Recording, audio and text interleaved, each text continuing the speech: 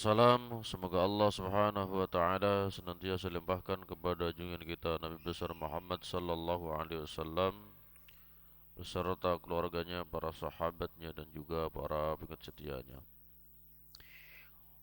Para jamaah yang berbahagia, mari kita awali dengan baca surah Al-Fatihah. Wabil khusus untuk penyusun kitab ini yaitu Al-Ilm Al-Alamah Al-Imam Al-Hafidh Ahmad Ibnu Ali Ibnu Al-Asqalani dan juga para ulama-ulama Ahlussunnah wal Jamaah yang lainnya. Allahumma anna Allah yu'li darajatin fil jannah wa yu'idu alaina bi asrarihim wa anwarihim wa alamin barakatuh fid din wa dunya wal akhirah wa yarzuquna mahabbatahum wa yatafana ala millatihim wa yashuruna fi zumratihim fi khairin wa latun wa afiyah. Kemudian Al-Fatihah untuk kedua orang tua kita dan juga seluruh guru-guru kita semuanya. Allahumma fir lahum warhamhum wa'afihim wa'fu anhum. Al-Fatihah. A'udzu billahi minasy syaithanir rajim. Bismillahirrahmanirrahim. Alhamdulillahi rabbil alamin arrahmanir rahim maliki yaumiddin. Iyyaka na'budu wa iyyaka nasta'in ihdinas siratal mustaqim. Siratal ladzina an'amta 'alaihim ghairil maghdubi 'alaihim waladdallin. Amin. Para jemaah yang berbahagia, pada pertemuan kali ini kita akan membahas tentang ila, zihar, dan kafarotnya. Ila itu apa? Al-ila lughatan al-halaf. Ila itu secara bahasa adalah sumpah. Dalam hal ini secara syariat ayyam tani'a biyaminin ala wat'i zaujatihi. Berniat untuk tidak berhubungan suami istri dengan istrinya sendiri dengan sumpah. Jadi bersumpah untuk tidak berhubungan dengan istrinya sendiri. Itu namanya ila. Semisal sebagaimana yang pernah terjadi pada Rasulullah sallallahu alaihi wasallam, lima tuharrimu ma ahallallahu. Ya, kenapa engkau mengharamkan apa yang telah Allah halalkan untuk engkau? Ya, tabtaghi mardhata azwajik, hanya untuk mengharapkan ridho sebagian istri-istri kamu. Jadi Rasulullah pernah eh, kasusnya itu dalam tafsir Ibnu Katsir itu disebutkan Rasulullah pernah masuk ke kamarnya Hafsah bersama eh, Maryah Al-Qibtiyah. Nah, kemudian berhubungan suami istri dengan Maria ini. Nah, kemudian Hafsah melihat berduaan. Nah, ini kemudian menjadikan murung beliau tuh, menjadikan gak seneng. Akhirnya minta tolong untuk tidak disebarkan kisah ini. Sampai akhirnya Rasulullah bersumpah atau ya untuk tidak mau berhubungan lagi dengan Maria, hanya untuk menyenangkan hatinya Hafsah ini. Nah, maka Allah Subhanahu wa taala menegur apa yang Rasulullah sallallahu alaihi wasallam lakukan itu. Ya, para jamaah yang berbahagia, apabila ada orang yang bersumpah untuk tidak berhubungan suami istri dengan istrinya secara mutlak, ya artinya waktunya tidak ditentukan atau disebutkan waktunya yang lebih dari 4 bulan, maka dia telah melakukan ila, ya telah melakukan ila. Di dalam Al-Quran disebutkan lilladzina yu'luna min nisaihim tarabbusu arba'ati ashhur. Bagi orang yang melakukan sumpah ila terhadap istrinya mereka, itu dia punya waktu untuk menunggu selama 4 bulan. Kalau zaman jahiliyah, ila itu sampai setahun 2 tahun. Tapi kalau dalam Islam, ila ini dibatasin hanya 4 bulan. Supaya ada kejelasan bagi sang perempuan. Ini kan perempuan masih dalam keadaan istrinya yang sah gitu. Tapi kok enggak dilayani selayaknya suami istri begitu. Dirinya malah mengharamkan untuk berhubungan dengan istrinya sendiri. Ini kan artinya statusnya menggantung. Kalau disebut istri, kenapa dia bersumpah untuk tidak berhubungan? Tapi kalau disebut ditolak juga dia belum menceraikan. Artinya ini menggantung. Nah, pada masa jahiliyah itu menggantung dengan ilah ini sampai setahun 2 tahun, nggak ada kejelasan. Maka syariat Islam ini membatasi ilah ini hanya 4 bulan supaya ada kejelasan, ya, supaya lebih cepat selesai urusannya. Jadi rame-ramenya gegerannya itu ya lebih cepat kejelasannya ada. Mau cerai atau mau tetap suami istri itu hanya dibatasi 4 bulan itu. Ya. Nah, kemudian setelah 4 bulan ini dia diberi pilihan antara eh, merujuk kembali, artinya eh, berhubungan kembali dan juga membayar kafarat, atau menceraikannya. Ya. Jadi ila itu belumlah cerai. Jadi ila belum cerai. Ketika orang mengatakan bagiku haram untuk berhubungan denganmu. Nah, padahal dia istrinya sendiri. Nah, ini bukan cerai ini. Ini bukan cerai. Nah, sehingga harus menunggu 4 bulan. Apa maksudnya bukan menunggu, tapi dibatasi 4 bulan. Apakah kemudian niatnya menceraikannya ataukah justru kemudian kembali menarik kembali sumpahnya itu. Ini. Lilladzina yu'luna min nisaihim tarabbusu arba'ati asyhur fa in fa'u fa innallaha ghafurur rahim. Dan seandainya menarik kembali sumpahnya kemudian berhubungan suami istri ya dengan istrinya sendiri, maka fa innallaha ghafurun rahim. Maka sesungguhnya Allah Subhanahu wa taala Maha memberikan ampunan dan juga memberikan rahmatnya. Tapi apa? Belum. Itu belum jatuh tolak. Nah, makanya kemudian ayat berikutnya wa in azamut talaqo fa innallaha samiun alim. Kalau ternyata punya niatan untuk cerai, ya maka Allah Maha mendengar dan maha mengetahui. Artinya gini, itu kalimat sebenarnya mengandung makna ganda kan. Bisa maknanya itu cerai, kalau niatnya itu cerai Pak. Jadi gini, kalau ada orang yang mengatakan bagiku mulai sekarang haram, suamiku istri saya haram, ya kan untuk saya. Itu ada kemungkinannya kalau niatnya adalah cerai, itu cerai. Kalau niatnya cerai. Karena apa? Karena namanya suami istri itu kan halal. Tapi kok kemudian dia mengharamkan istrinya sendiri, itu artinya dia niatnya apa gitu. Kalau niatnya ada niat cerai di situ, maka jatuh cerai. Tapi kalau tidak ada niat cerai, maka belum cerai. Maka di situ selama 4 bulan itu dia harus ya dibatasi selama 4 bulan itu. Pokoknya segera mungkin dia memperjelas, ya kan? Memperjelas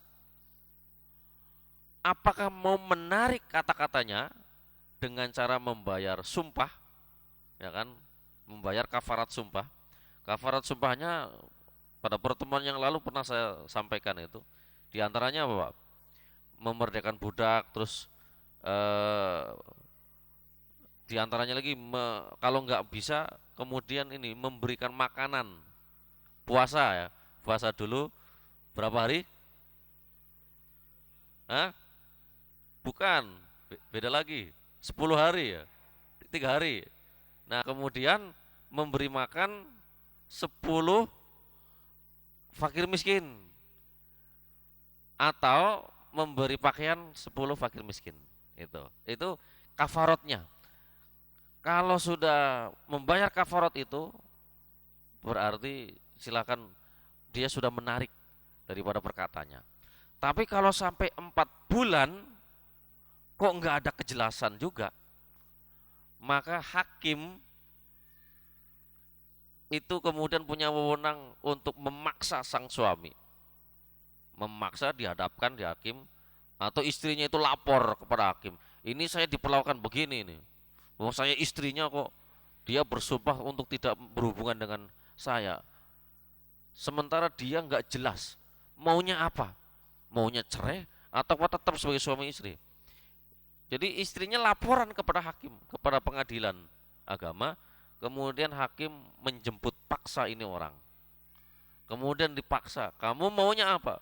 Kalau maunya kembali, silakan kembali, ya. Jadilah suami yang baik. Tapi kalau mau cerai, ceraikan juga sekarang, begitu. Nanti ada hadis-hadisnya yang membicarakan masalah itu. Ya, tapi kalau sudah punya niatan cerai, ya jatuh cerai. Kalau kemudian belum ada niatan cerai, tapi kemudian ketika dipaksa oleh pengadilan untuk cerai, dia milih cerai, ya jatuh cerai begitu. Tapi kalau dia milihnya untuk membayar kafarat, maka ya artinya tidak jatuh cerai, tapi balik lagi menjadi suami istri gitu.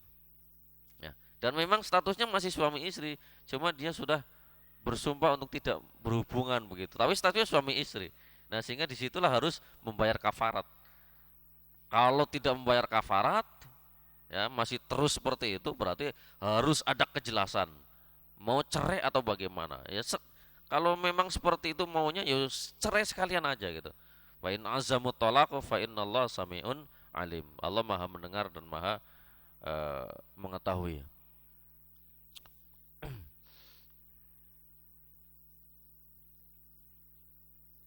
Para jamaah yang berbahagia, hadis pertama ini an Aisyah, diriwayatkan dari Siti Aisyah radhiyallahu anha. Qalat, beliau bercerita, ala Rasulullah sallallahu alaihi wasallam melakukan sumpah ila min nisa'i, dari istri-istrinya, seperti yang tadi saya ceritakan tadi itu. Wa harrama, dan mengharamkan istrinya sendiri padahal istrinya sudah halal, nama istrinya sendiri. Kemudian faja'alal harama, menjadikan sesuatu yang halal menjadi haram. Ya, maka waja'ala lil yamini kafaratan, maka beliau menjadikan kafarat untuk sumpah ilah tadi itu. Hadis riwayat Imam At-Tirmidzi, para perawinya adalah perawi hadis sahih. Para jamaah yang berbahagia, ya, hadis ini menunjukkan bahwa orang yang melakukan ilah maka wajib untuk membayar kafarat. Tapi kalau tidak mau untuk kembali normal sebagai suami istri yang normal, maka harus dipaksa untuk cerai begitu. Wah.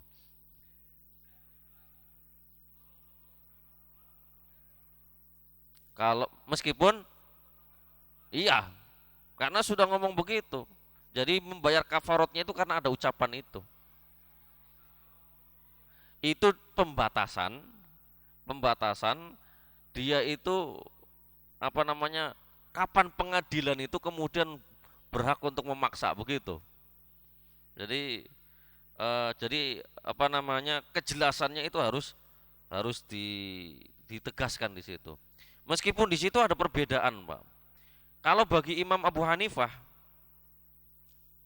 dengan adanya batasan 4 bulan itu, Kalau ternyata dalam waktu 4 bulan itu kok ternyata tidak dibayarkan kafarotnya, tidak kembali rujuk, apa menarik kembali ucapannya, ya kan dengan bayar kafarot, sampai 4 bulan selesai, maka jatuh tolak secara otomatis. Itu Imam Abu Hanifah. Tapi menurut mayoritas ulama mengatakan, oh enggak juga. Ila itu bukan berarti cerai, meskipun sudah lebih dari 4 bulan. Berarti apa? Berarti ya meskipun lebih dari 4 bulan belum ada kejelasan, itu belum statusnya sebagai cerai, gitu. Lah terus gimana? Ya itu nanti hakim yang harus menentukan, ya kan? Jadi wanitanya itu melaporkan pada hakim, hakimnya kemudian menegaskan kepada sang suami ini maunya apa kamu? Kalau mau cerai ya sekarang juga dicerai, ditetapkan, dipaksa oleh sang hakim. Makanya para jamaah yang berbahagia, istri ini juga punya kewenangan, Pak, punya ada hak lah ya. Kalau dalam hal perceraian itu juga ada haknya. Cuma haknya itu melalui hakim. Kalau sang suami itu dia bisa menceraikan langsung dengan ucapan. Tapi sang istri dia bisa minta cerai. Yang menceraikan itu tetap suami. Tapi istri bisa minta cerai. Ketika suaminya nggak mau, kok dipaksa untuk cerai, suami bisa mengatakan, saya bisa menceraikan kamu dengan syarat kamu bayar saya sekian sekian sekian. Nah gitu. Sebagaimana saya sudah memberikan nafkah, memberikan itu rumah itu harga sekian, itu tolong kembalikan. Baru jatuh cerai. Nah itu bisa. Namanya khulu, pelajaran dulu itu. Nah bisa juga ketika nggak ada kejelasan, sang suami istri ini bisa melaporkan ke pengadilan. Pengadilan kemudian memaksa sang suami untuk melakukan cerai. Itu bisa. Kalau memang ya semisal ada KDRT dan sebagainya lah itu. Meskipun ya katakanlah ini nikah siri, Pak. Nikah siri ini ada banyak kelemahan diantaranya tidak ada perlindungan daripada hukum yang ada. Ya kan karena tidak ada status secara pembuktian surat penyuratnya belum ada, kan begitu. Tapi kan namanya pernikahan itu mesti ada dua orang saksi. Saksi ini kemudian yang apa dapat dimintai keterangan bahwa ini memang suami istri kan bisa begitu. Nah, ketika orang nikah secara resmi melalui KUA, itu mesti ada kalimat sigot taklik. Jadi sang suami itu menceraikan istri tapi bersyarat, ya kan?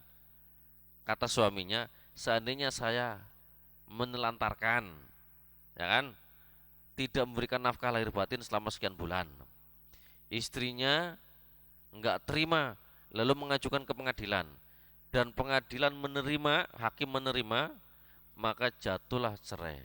Itu kan sihot taklik sudah disampaikan. Itu artinya cerai tapi bersyarat. Kalau syaratnya terpenuhi, maka jatuhlah cerai. Kalau syaratnya tidak terpenuhi, maka tidak jatuh cerai.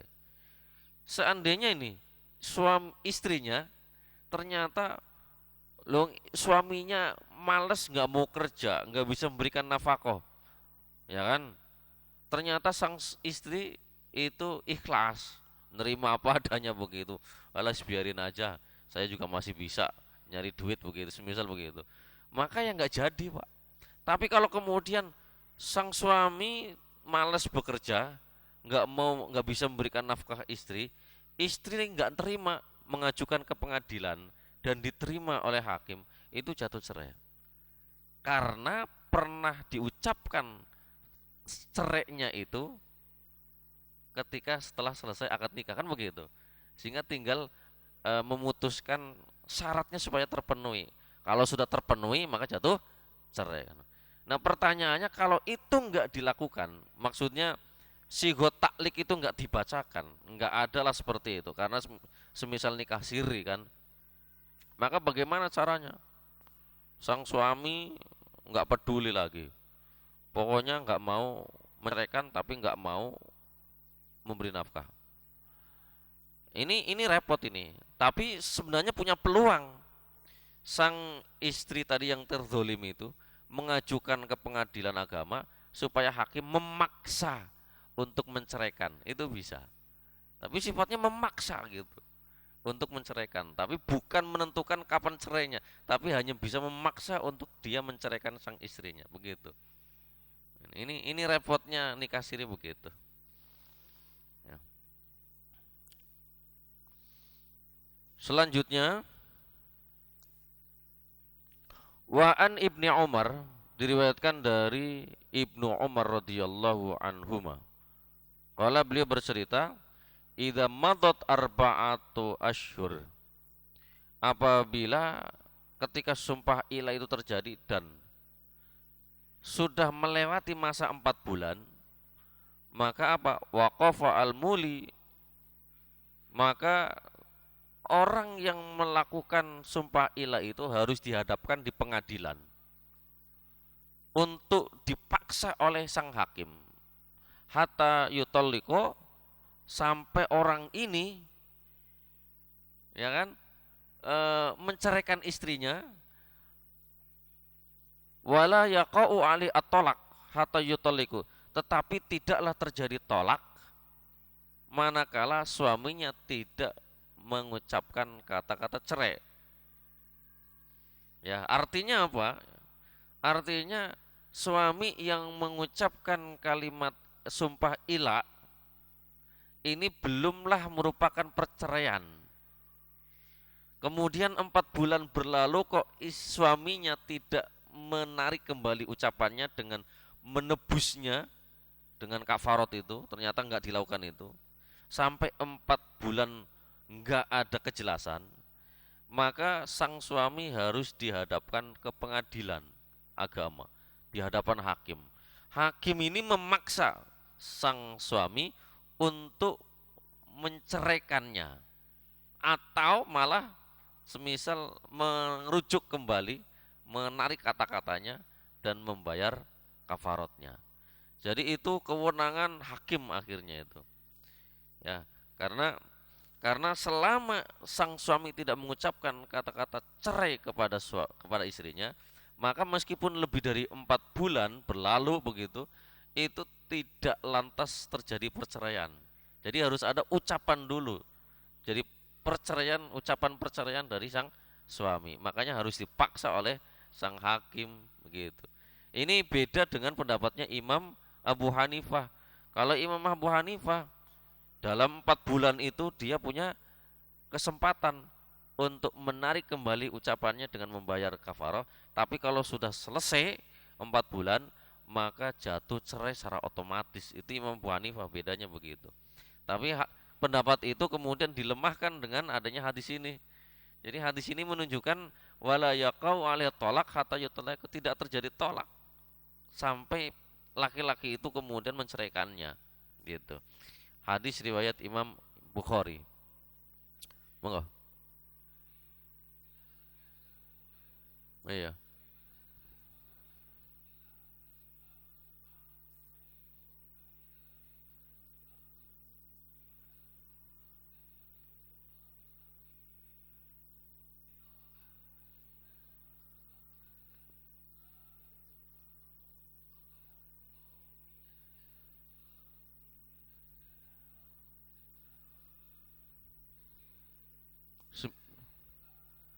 Semisal gimana?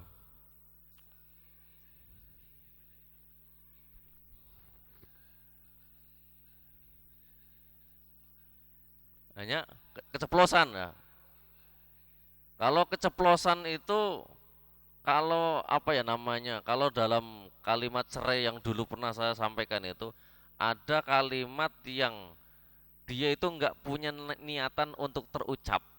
Enggak ada niatan untuk terucap. Niatnya mengucapkan kata yang lain. Tapi kemudian justru yang terucap kata-kata tolak gitu. Dan enggak sengaja sama sekali. Itu enggak jadi. Gitu. Maka termasuk ilah juga. Ilah kalau kemudian tidak ada niatan untuk apa namanya, menyatakan kalimat itu gitu. Tapi kemudian kok nyeplos tanpa sengaja. nyeplos tanpa sengaja. Itu maka nggak jadi ilaknya itu.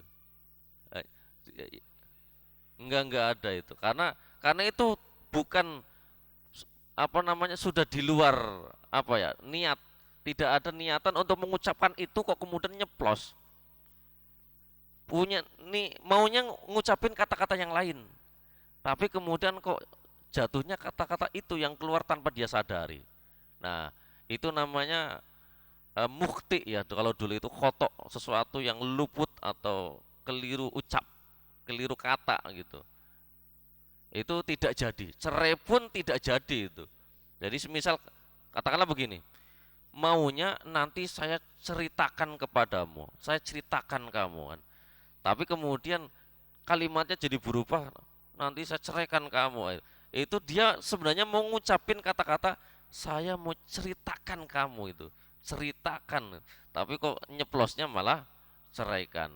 Nah, ini eh, nggak dianggap cerai ya. Kalau memang itu cuma keceplosan, ya, tidak ada niatan untuk mengucapkan kata itu. Yang diniatkan itu kata yang lain. Ya, itu nggak jadi cerai, itu nggak dianggap sebagai perceraian. Gitu. Kemudian hadis berikutnya, Wa'an Sulaiman bin Yasar, diriwayatkan dari Sulaiman bin Yasar, beliau bercerita, Adrok, saya mendapati bid'ata asyarata rajulan. Jadi 10 lebih 10 lebih orang min ashabin Nabi, dari kalangan sahabat Nabi, kulluhum yaqifuna al-mawali, kulluhum yaqifuna al-muli. Mereka semuanya itu menghadirkan orang yang mengilak untuk dipaksa memastikan statusnya. Statusnya apa gitu. Ya kan? Itu para sahabat banyak juga yang melakukan itu. Jadi memaksa orang yang telah melakukan ilah untuk ditetapkan status kejelasannya apa. Maunya apa? Maunya cerai ataukah maunya kembali lagi sebagai suami istri. Hadis riwayat Imam Asy-Syafi'i. Kemudian Wa'an Ibni Abbasin, diriwayatkan dari Abdullah Ibnu Abbas radhiyallahu anhu, beliau bercerita, karena ilaul jahiliyah, adalah ilahnya orang-orang jahiliyah itu as-sanah wasanataini, setahun 2 tahun. Nah, kalau ilah setahun 2 tahun itu kan kasihan banget itu Pak. Jadi nggak ada kejelasan sama sekali, nggak ada kejelasan bagi sang istri, dan ini niatnya adalah untuk menyakiti sang istri saja ini sampai 2 tahun. Wa waqatallahu arba'ata asyhur, sementara Allah membatasi itu hanya sampai 4 bulan. Kalau sudah 4 bulan harus dijelaskan maunya apa, cerai atau kembali lagi. Fa in kana aqal min arba'ati asyhur, akan tetapi manakala kurang dari 4 bulan, maka falaysa bi ilain, ini dianggap tidak menjadi ilah. Para jamaah yang berbahagia ya, jadi ini sudah saya jelaskan tadi ini. Kalau Imam Abu Hanifah mengatakan idza madat al arba'ah asyhur falam yarji az-zauj bi syai'in tuliqat zaujatuhu, ini. Jadi apabila 4 bulan itu sudah selesai berlalu dan tidak merujuk kembali dengan sesuatu apapun, maka jatuhnya istrinya sudah dianggap cerai. Ini secara otomatis, ini Imam Abu Hanifah. Dan memang ayatnya pembatasannya 4 bulan, dan selama 4 bulan itulah masa apakah mau kembali apa enggak. Sama seperti apa namanya, masa iddah ya. Masa iddah kan sebenarnya ya mirip-mirip seperti itu. Cuma kalau masa iddah itu sudah tetap dihitung cerai 1, cerai 2 kan begitu. Cuma bedanya kalau di masa iddah ketika rujuk kembali itu hanya lewat ucapan, saya rujuk kamu. Itu bisa kalau masih masa iddah. Tapi kalau sudah selesai masa iddahnya, maka kalau mau kembali harus akad nikah baru. Ataupun kemudian sang istri tidak mau kembali lagi, dia boleh nikah dengan orang lain. Jadi beda Pak ya. Apa namanya? Kalau orang masa iddahnya masih ada, kewenangan untuk rujuk itu ada pada suami. Saya kembali rujuk kepadamu. Meskipun istri tidak mau, tetap jadi rujuk. Tapi kalau sudah masa iddah selesai, ini tidak bisa rujuk dengan kata-kata, tapi bisa dengan akad nikah yang baru. Tetapi kalau istrinya mau, kalau istrinya nggak mau, mantan istrinya nggak mau, maka nggak bisa. Itu kalau sudah masa iddah selesai. Jadi istrinya sudah punya calon yang lain, berarti dia punya apa namanya boleh untuk nikah dengan orang lain, meskipun mantan suaminya nggak ikhlas, maunya sih kembali lagi begitu.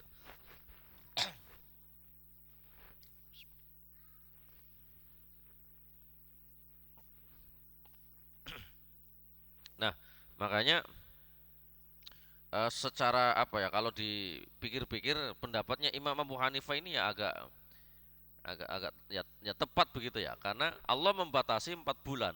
Selama 4 bulan itu supaya sang suami itu memperjelas maksudnya apa gitu, punya kesempatan untuk kembali lagi status sebagai suami istri. Tapi kalau sampai 4 bulan selesai, berarti jatuhlah tolak. Meskipun kalau belum sampai 4 bulan selesai, kemudian membayar kafarat sumpah, itu tidak dianggap jatuh tolak, ya kan, tidak dianggap tolak. Tapi kalau kemudian eh, sampai pada 4 bulan selesai, kok tidak ada kejelasan, berarti jatuh tolak otomatis menurut Imam Abu Hanifah. Lalu kemudian berlakulah masa iddah itu. Tapi lagi-lagi seperti yang hadis tadi dijelaskan, la yaqau alaihi atolak hatta yutallaqu. Jadi eh, meskipun sudah 4 bulan berlalu, itu tidak terjadi cerai menurut hadis ini. Makanya ini yang dipakai oleh mayoritas ulama begitu.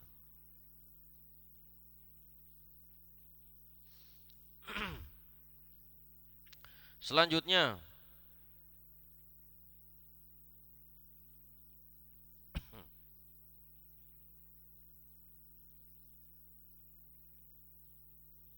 kalau ada orang sumpahnya, kadang kan ini Pak ya, ada yang sumpah saya tidak mau lagi berhubungan suami istri denganmu, nah gitu. Maka itu namanya ilah ya. Tapi kalau lagi marah-marah kemudian saya tidak akan lagi mau berbicara denganmu, itu jatuh ilah bukan? Nah, kalau di sini jelaskan, idza qala fi halafihi annahu yamtani anil kalam faqat. Kalau dia bersumpah untuk tidak lagi berbicara dengan istrinya ya, itu apakah terjadi ilah? Mayoritas ulama mengatakan tidak terjadi ilah. Ilah itu apabila tidak berhubungan suami istri, maksudnya hubungan jima Pak ya. Itu. Kalau bersumpah tidak mau berjima dengan istrinya, itu namanya ilah. Tapi kalau sekedar tidak mau bicara, nah, itu bukan, ya, bukan ilah namanya.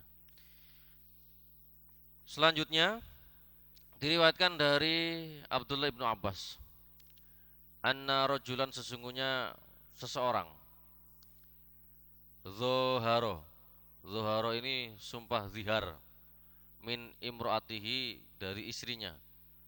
Sumpah zihar itu semisal bilang punggungmu bagaikan punggung istri, apa, bagaikan punggung ibuku. Ini ada orang yang sumpah zihar dari istrinya, kemudian waqo alaiha, kemudian kok ternyata melakukan hubungan suami istri, padahal sudah ngomong begitu. Maka fa'ata an-nabiyyu, fa'ata an-nabiyya, maka orang itu datang kepada Nabi sallallahu alaihi wasallam, faqala, dan cerita, inni waqatu alaiha, ya Rasulullah, saya sudah hubungan suami istri, qabla an ukafiro, sebelum saya menebus, ya, membayar kafarat daripada sumpah zihar tadi itu. Kemudian Rasulullah menjawab, fala taqrab, Ya, fala taqrabuha, jangan kau dekati dia hatta taf'ala ma amarakallah, sampai Allah memerintahkan, sampai kamu mengerjakan apa yang Allah perintahkan. Hadis riwayat Imam 4 disahihkan oleh Imam At-Tirmidzi, ya disahihkan oleh Imam At-Tirmidzi. Dalam riwayat lain, kafir wala ta'ud, bayarlah kifarat dan jangan kau ulangi. Ya, ini orang telah bersumpah zihar. Maksudnya dia ini mengucapkan kalimat kepada istrinya dengan kalimat, bagiku punggungmu bagaikan punggung emakku. Nah, gitu. Jadi disamakan dengan punggung ibunya. Kalau ibunya kan jelas Pak ya, mahram, sehingga nggak boleh dinikahi.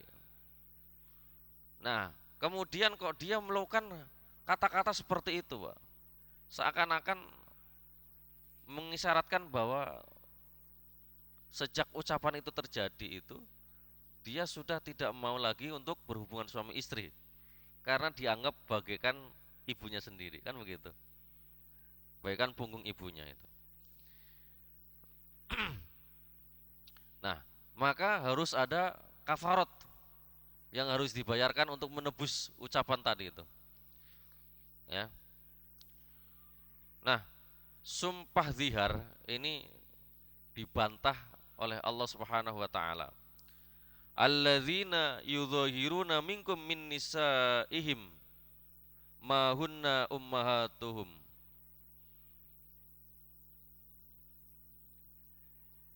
Orang-orang yang bersumpah zihar di antara kalian terhadap istri-istri mereka, ma hunna ummahatihim,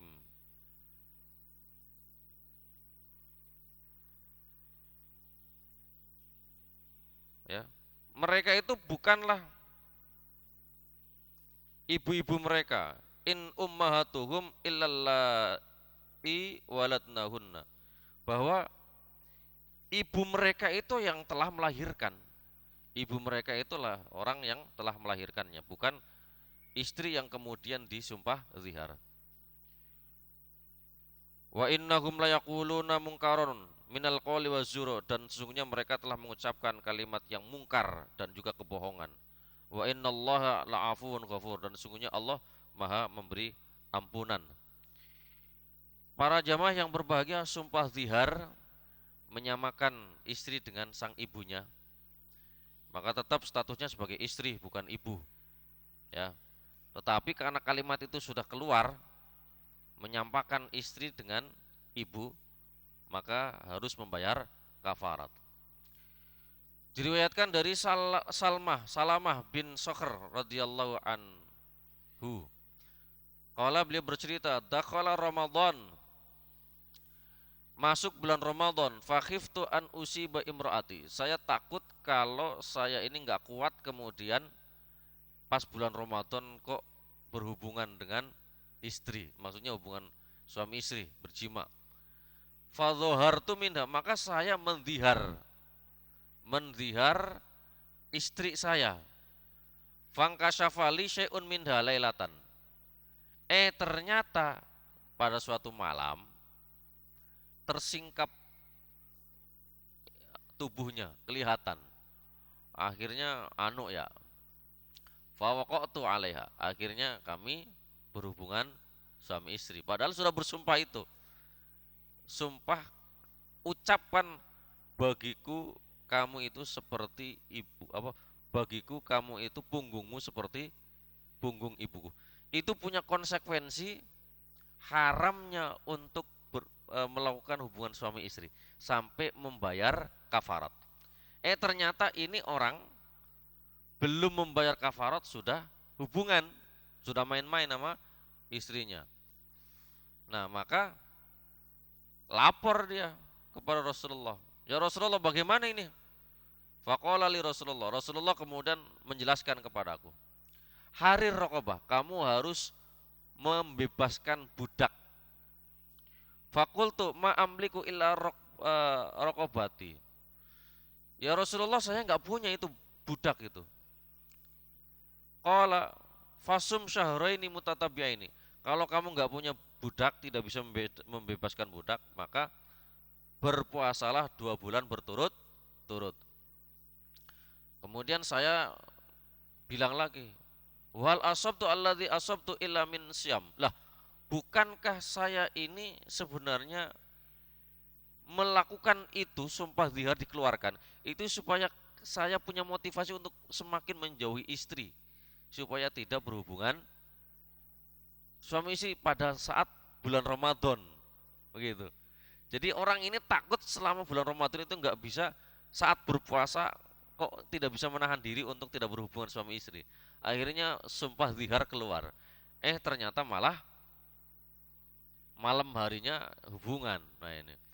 Nah akhirnya ketika Rasulullah menyampaikan kamu harus 2 bulan berturut-turut berpuasa, kata beliau, loh saya kan mengucapkan kata-kata itu karena takut bulan Ramadan itu tidak bisa kuat puasa, bertahan berpuasa karena hubungan itu tadi, karena takut itu, sehingga keluar kalimat itu. Akhirnya kata Nabi, at'im farqan min tamrin baina sitina miskinan. Karena itu kamu silakan kasih makan kepada 60 orang fakir miskin. Jadi sumpah zihar itu kafarotnya adalah membayar 60 orang fakir miskin. Satu orangnya itu 1 mud, Pak. Sama seperti hukumannya orang yang ketika lagi berpuasa Ramadan kok hubungan suami istri. Itu hubungannya sama seperti itu. Itu sumpah zihar. Nah, para jamaah yang berbahagia, pertanyaannya ini, saya mau membahas pertanyaan yang berlaku di masyarakat kebiasaan. Bapak biasa mengucapkan istrinya, memanggil istrinya, Pak ya. Ya, Umi, ada begitu. Abi, itu termasuk zihar bukan itu? Umi, panggilan Ummi, wahai ibuku, kan begitu. Padahal istri sendiri kok dipanggil ibuku. Itu jatuh zihar bukan? Kenapa? Diniatkan. Makanya para ulama mengatakan panggilan Ummi kepada sang istri itu adalah kinayah daripada sumpah zihar. Kalau ada niat maka jadi, tapi kalau nggak ada niat maka nggak jadi. Kalau niatnya tadi adalah mengajarkan anak tuh Umi, suaminya manggil istrinya Umi, padahal maksudnya adalah ngajarin anaknya supaya itu loh Umi kamu, gitu.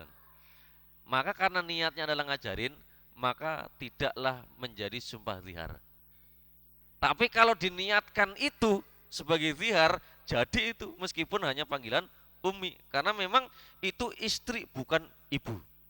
Kok dipanggil Ummi? Beda Pak ya? Kalau kita manggilnya ibu, Bu, beda nggak? Beda. Karena ibu-ibu di situ bukan apa-apa saya itu. Tapi saya panggil Bu, ya, ibu-ibu yang berbahagia, bapak-bapak juga, bapak-bapak yang berbahagia, gitu ya. Berarti kalimat ibu atau bapak itu sifatnya umum. Orang lain pun kita panggilnya ibu itu. Iya. Ibu negara itu ibu juga itu. Padahal bukan yang melahirkan. Ya. Tapi kalau ummi itu mesti yang melahirkan itu. Apalagi ada ummi pakai ya itu artinya ibuku itu. Ibuku itu. Jadi bapak manggil istrinya ke Ummi itu artinya memanggil istri dengan panggilan ibuku gitu. Itu sebenarnya keliru, Pak. Hah? Ya kalau saya malah nggak pernah ngajarin anak itu manggilin Ummi, nggak pernah. Ya meskipun tahu Ummi itu artinya ibu ya. Kalau saya tuh ibu tuh. Kalau ibu, Bu, ibunya siapa? Ibunya anak-anak. Kan masih bisa Pak, dikelah begitu. Kok Kamu manggilnya itu istri kamu kok manggilnya ibu? Kan sama aja. Oh, bukan. Maksudnya ibu, ibunya anak-anak. Betul nggak itu? Beda kalau ummi. Umminya anak loh. Umminya anak-anak gimana? Ummi itu artinya ibunya saya. Beda. Lah ya. Nah, malah yang pas, Pak. Manggil yang pas itu. Kalau anak manggil abi, kalau istri manggilnya abah. Abah itu abahu, abaha, artinya bapaknya anak-anak. Itu pas itu. Nah, berarti bapaknya apa suaminya manggil istrinya itu ummah, ummah bukan ummi gitu. Ummah itu artinya ibunya anak-anak begitu. Ummah ibunya si anak gitu. Kalau ummahum ibunya anak mereka, tapi kan nggak enak Pak ya. Enaknya ummah gitu. Ibunya si itu, si fulan kan begitu. Jadi kalau itu tidak ada kinayah-kinayahan zihar, Pak. Jadi normal-normal saja. Jadi kalau saya manggil ibu itu nggak masalah, ya kan? Tapi kalau umi itu ada sedikit bahaya di situ. Ziharnya di situ ada unsur sedikit di situ ada ziharnya. Kalau sudah diniatkan jadi zihar.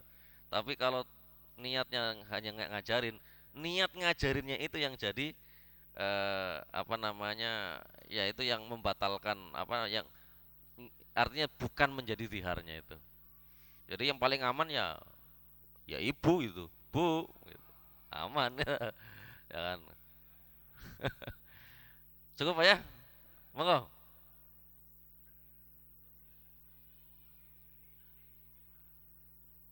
Manggil adek, dek, adekku, adik kandung. Nah, iya, ya tergantung niatnya gitu aja lah. Tapi ya tergantung niatnya. Dek, dek, dek itu panggilan sayang. Lah anak orang juga dipanggil, dek, dek mau kemana? Ya enggak? Iya, itu panggilan sayang lah, panggilan sayang. Jadi kata-kata seperti itu kan umum kepada anak kecil orang lain juga dipanggil adek gitu. Jadi itu nggak terkait dengan zihar, nggak ada kaitannya itu. Tapi kalau ummi itu anu lah, ya kan? Kalau ummi kan artinya udah jelas itu ummi ibuku gitu. Udah nggak bisa ditakwil macam-macam itu. Tergantung niatnya apa di situ. Gitu. Cukup ya? Mari kita akhiri bismillah alhamdulillah Allahumma shalli ala Muhammad wa ala ali sayyidina Muhammad. Allahumma fir lana wa li walidayna Allahumma ij'alna wa auladana min ahlil ilmil khair. Allahumma anfa'na bima 'allamtana wa 'allimna ma yanfa'una wa zidna ilman yanfa'una. Rabbana atina fid dunya hasanah wa fil akhirati hasanah wa qina adzabannar walhamdulillahi rabbil alamin. Kurang lebihnya mohon maaf, wallahu a'lam bishawab, wallahul muwaffiq ila aqwamit thoriq. Assalamualaikum warahmatullahi wabarakatuh.